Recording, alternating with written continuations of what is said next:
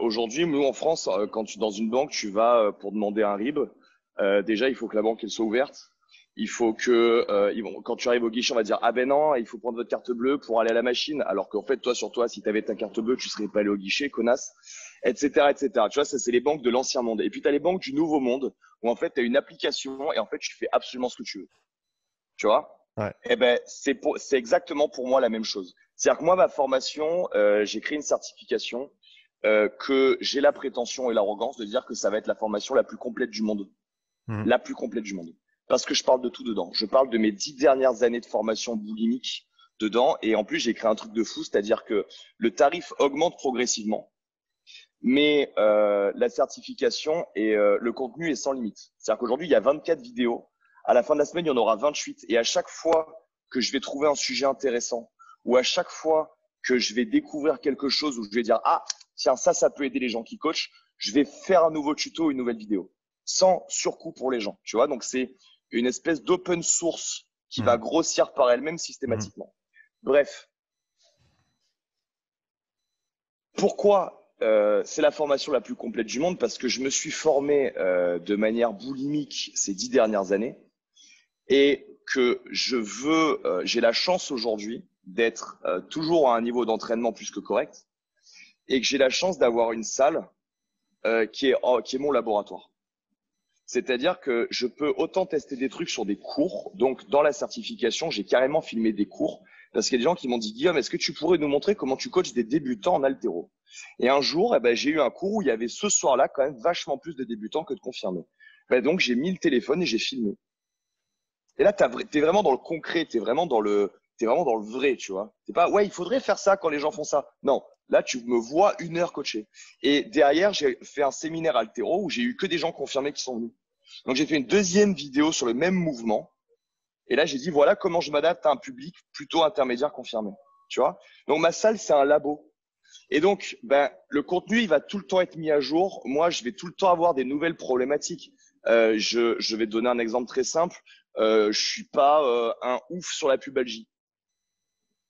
La pubalgie, c'est pas, voilà, j'ai jamais trop entraîné de footeux. La pubalgie, c'est pas trop mon truc. Par contre, sur 2PM, j'ai un mec qui est venu me consulter pour de la pubalgie. Donc, qu'est-ce que j'ai fait? J'ai contacté mes kinés du sport qui sont dans ma salle et on a discuté des différentes origines des pubalgies. On a discuté des différents plans de remédiation sur les pubalgies. Et donc, j'ai fait un programme spécifique pour cette personne pour la pubalgie. Le mec, au bout de 3 semaines, n'avait plus aucune douleur. Donc, c'est un contenu que j'ai découvert moi-même ces dernières semaines que je vais intégrer dans ma formation. Tu vois? Donc, le truc, c'est que les gens comme toi, moi et tous ceux qui le font, on est le nouveau monde. C'est-à-dire que nous, on, on, on est dans ce monde de conquête professionnelle où nos grands-parents allaient conquérir ou allaient défendre leurs terres. Et donc cet aspect conquête, ils l'avaient par l'armée, la guerre, etc. Nous, cet aspect conquête, on l'a par notre épanouissement professionnel. Les instances publiques de formation, en vrai, s'en tapent complètement. Parce qu'une fois que tu es rentré en fac, avant de te faire bouger, mon pote, t'en as pour un sacré moment. Tu gagnes plusieurs milliers d'euros par mois pour donner des cours dans des amphithéâtres. Voilà, et de temps en temps, tu vas lire des revues. Si le contenu te convient, tu vas te dire, ouais, ce que je vous enseigne, ça vient de telle revue. Si le contenu ne convient pas, tu vas refermer ta revue, tu vas la jeter en fait. Tu vois? Donc en plus au passage, il y a un problème avec le fonctionnariat en France où en fait les gens se protègent sur eux-mêmes. C'est un nivellement par le bas. C'est-à-dire que de toute façon, si tu es mauvais, on va t'enlever de ton poste, mais on va te remettre à un autre. Donc tu es un mauvais formateur sur la force, mais t'inquiète pas, on va te mettre formateur sur la préparation physique. Ah non, ah t'es mauvais en préparation physique. Bon, c'est pas, on va te mettre formateur sur la psychopédagogie, tu prendras les cahiers de ton copain. Tu vois, c'est un cercle en fait. Et tu retrouves ça dans tous les métiers du fonctionnariat. Ah, t'es mauvais à l'accueil du public, t'inquiète pas, on va te mettre derrière et tu vas faire autre chose. Tu vois, ça c'est vraiment le système fonctionnarial qui est aussi corroboré par le fait que quand tu vires quelqu'un, il faut lui donner des indemnités pas possibles. Donc finalement, c'est mieux de le garder et de lui faire autre chose, tu vois, ou lui donner un autre poste. Et l'anecdote, c'est que mon pote Orlan sort de l'armée. Il sort d'un régiment très prestigieux qui s'appelle le 3e RPIMA. Donc c'est un ancien soldat parachutiste et je vais vous expliquer la raison number one pour laquelle il s'est barré. Il s'est barré parce qu'il faut savoir que ce système de nivellement par le bas, et ça c'est un truc vraiment intéressant, là on rentre dans la philo les gars, mais là on vous donne une pépite. Observez le monde autour et vous allez voir de quoi on parle. Dans l'armée, en fait, si tu es bon à ton poste, tu bouges pas, tu n'évolueras pas. Tu sais pourquoi? Ben, parce que Qui, tu es bon. parce qu'ils veulent garder les gens Comme tu es compétents bon, à tous les niveaux. comme tu es bon dans ton domaine, ben, tu fais pas chier le monde. Et tu n'es pas un grain de sable dans le rouage. Donc, tu vas faire du surplace. Et tu n'auras aucune évolution de carrière possible. Par contre, si au poste où on t'a mis, tu fais n'importe quoi, mais comme l'armée se protège sur elle-même, avant de te faire virer de l'armée, il faut vraiment que tu aies fait un truc hardcore. Mais comme à la place où tu es, ben, tu un grain de sable, ben, on va te déplacer. Et tu sais comment on déplace les gens? Ben, par le haut. Toujours par le haut. Moi, j'ai vécu ça quand j'ai travaillé en boîte de nuit longtemps et à une période de ma vie, j'ai été barman. Et j'étais tellement un bon barman qu'on voulait tous une place de serveur dans un carré, dans une boîte de nuit. Tout le monde se battait pour l'avoir. Et en fait, eh ben, le mec qui a eu la place, c'est pas du tout le meilleur de l'équipe.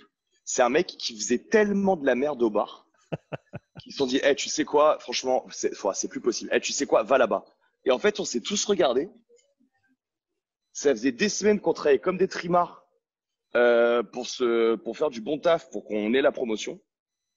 Et en fait, c'est un mec qui a fait une erreur de ouf, qui aurait mérité qu'on le jette dehors, qui s'est retrouvé propulsé à cette place. En fait, je me suis dit, non mais attends, moi, ça rentrait pas dans mes connexions synaptiques, parce que moi, je ne fonctionne qu'au mérite.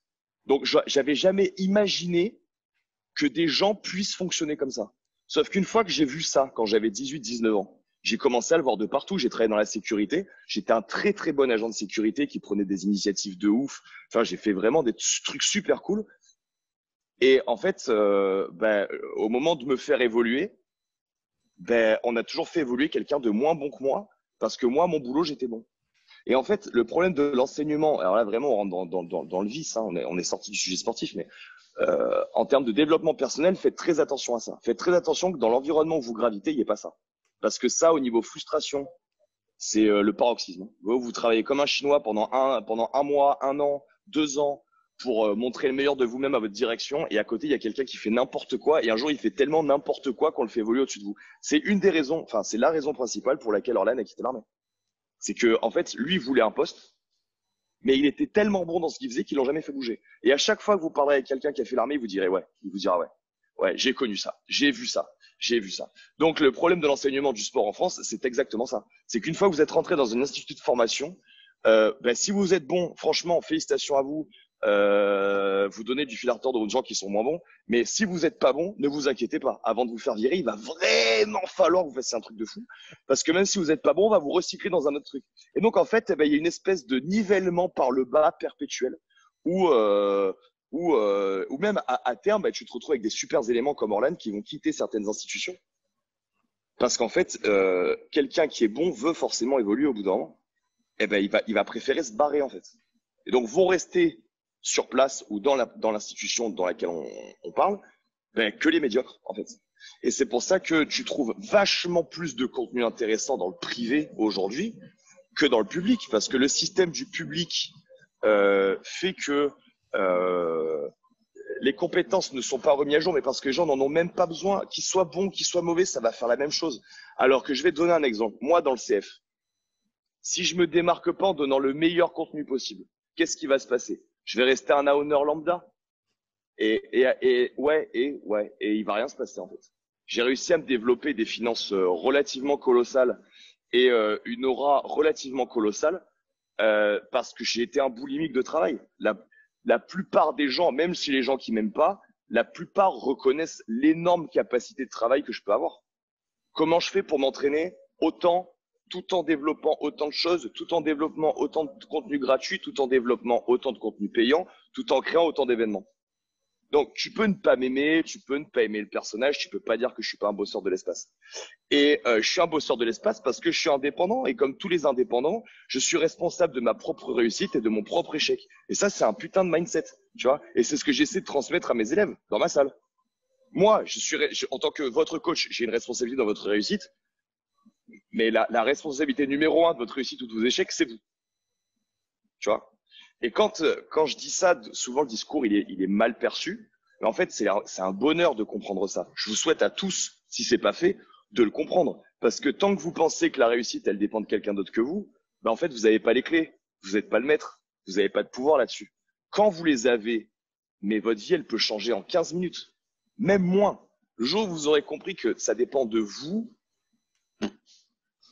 moi, combien de nuits blanches j'ai faites, combien d'entraînements pourris j'ai fait parce que j'étais complètement jet-lagué, où je mangeais 9 heures de bagnole et il y a eu des années où j'ai calculé, j'ai pas eu de week-end, enfin, j'ai bossé 45 week-ends sur 52, tu vois. Et des fois, j'entends des gens qui me disent, ah non, mais moi, je veux un boulot, mais bon, moi, le week-end, j'aime bien être chez moi. Bah, si tu meurs, t'étonnes pas, quoi, tu vois. Nous, on est dans des boulots, toi et moi, ou David, dont on a parlé, ou Maxime, ou même Jess, ou tout ça, tous les gens que j'ai cités, on est dans des boulots où on est indépendant. Donc, bah, chacun trouve les moyens de gérer son indépendance, mais on n'a pas quelqu'un au-dessus de nous qui nous envoie une fiche de paye tous les mois, qu'on soit bon ou qu'on soit mauvais. Donc, voilà, je pense que c'est pour ça que les meilleurs contenus seront dans le privé. OPEX est une formation complètement incroyable. Les formations sur le business aussi qui sont faites maintenant sont dingues. On peut parler de The Foot Collective qui commence à être connu un petit peu sur le travail sur le pied.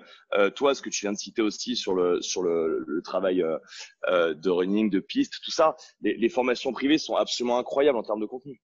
Enfin, j'aimerais vraiment comparer une fac.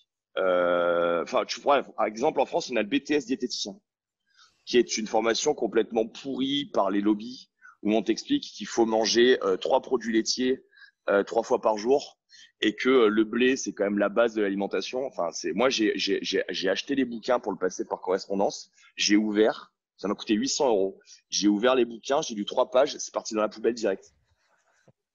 Le contenu de la formation des diététiciens, c'est Danone, Fridan et Ferrero, tu vois, qui ont créé le contenu de formation. Enfin, c'est la Mongolie.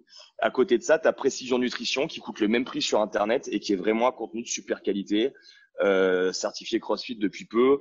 Voilà. Donc, encore une fois, je te compare une formation publique sur 2 ans qui est reconnue en France. Eh oui, parce que forcément, les pouvoirs publics, les lobbies, tout ça, tout est fait ensemble. Tout le monde s'autosuce dans ce cursus. Et toi, à côté, tu as fait précision nutrition, tu as 10 fois plus de compétences et de savoir, mais par contre, tu n'existes pas.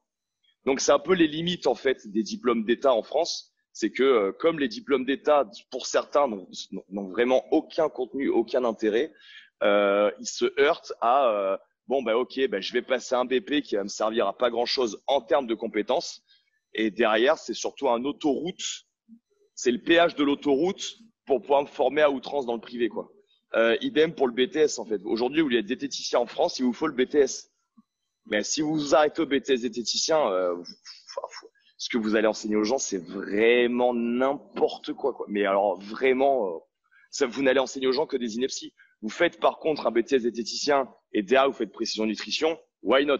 Why not? À condition que vous ayez jeté l'ensemble de vos connaissances du BTS diététicien, tu vois.